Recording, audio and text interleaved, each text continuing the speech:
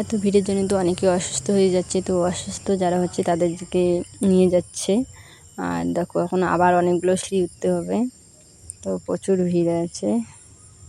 তো ফাইনালি অনেক কষ্ট করার পরে, যেটার জন্য এত দূর আসা, তো মায়ের মন্দিরে চলে এসলাম আমরা।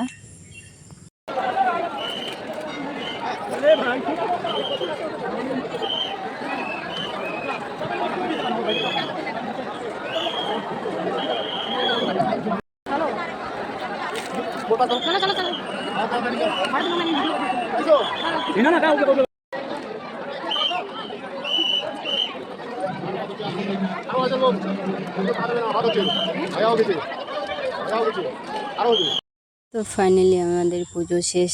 অনেক যুদ্ধ করার পর আমরা পুজো দিয়ে দিলাম, অনেক কষ্ট করার পর আমরা পুজো দিয়ে দিতে পারলাম। এটাই অনেক শান্তি যে কষ্ট করে হলেও যে পুজোটা দিয়েছি। তো এখন আমরা যাব বাইরে, আর এত ভিড়, বাইরে যাব তবু এত ভিড় কি বলবো।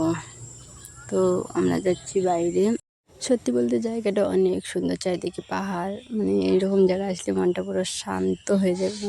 দেখো চারিদিকের ভিউটা জাস্ট ওয়াও।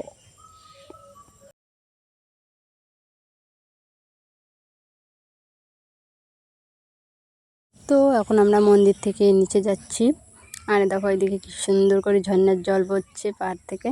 আর এই রাস্তা প্রচুর গরম হয়ে গেছে, খালি পায়ে তো হাঁটাই যাচ্ছে না, তো এরকমই যাচ্ছি কষ্ট করে।